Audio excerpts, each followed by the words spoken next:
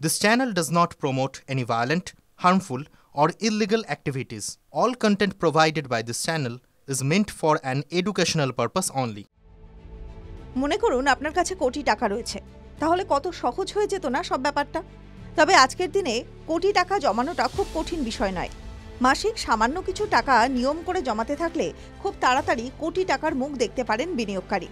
ধরা যাক কোনো বিনিয়োগকারী মাসিক মাত্র ৫,০০০ টাকা কোনো মিউচুয়াল ফান্ডে বিনিয়োগ শুরু করলে এসআইপির মাধ্যমে আমরা মনে করতে পারি ওই মিউচুয়াল ফান্ডের রিটার্ন বছরে ১২%। ১৩% মনে করার কারণ নিফটি 50 বা সেন্সেক্সের মতো সূচক বছরে গড়ে ১২%-এর আশেপাশেই রিটার্ন দেয়। ওই মাসিক ৫,০০০ টাকা বিনিয়োগকারীকে কোটি টাকার মালিক বানাতে পারে কয়েক বছরে। তবে তার জন্য বিনিয়োগকারীকে প্রতি বছর ওই ৫,০০০ টাকাকে 10% হারে বাড়াতে হবে। অর্থাৎ প্রথম বছর যদি প্রতি মাসে ৫,০০০ টাকা দেয় বিনিয়োগকারী, তাহলে দ্বিতীয় বছর ওই টাকার অঙ্ক 10% বাড়িয়ে অন্তত ৫,৫০০ টাকা করে দিতে হবে। এভাবেই চলতে থাকলে ৫ বছরে বিনিয়োগের অঙ্কটা দাঁড়াবে ৩,৬৬,০০০ টাকা, আর তার উপরে রিটার্ন আসবে ১,১৮,০০০ টাকার মতো।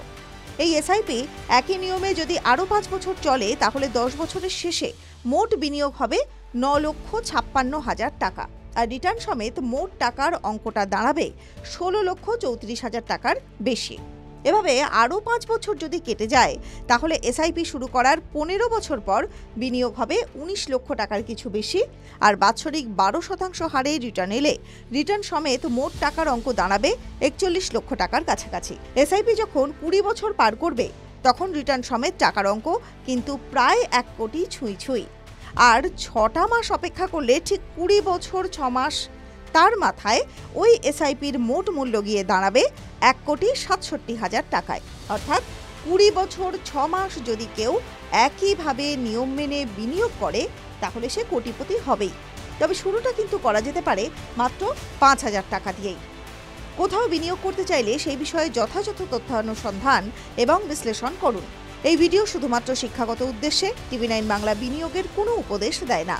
যে কোনো বিনিয়োগে বাজারগত ঝুঁকি রয়েছে, ফলে আগে বিনিয়োগ সংক্রান্ত সমস্ত নথি সাবধানে পড়ে নেবেন, তারপর বিনিয়োগ নিয়ে সিদ্ধান্ত নেবেন। টিভি9 বাংলা ডিজিটাল।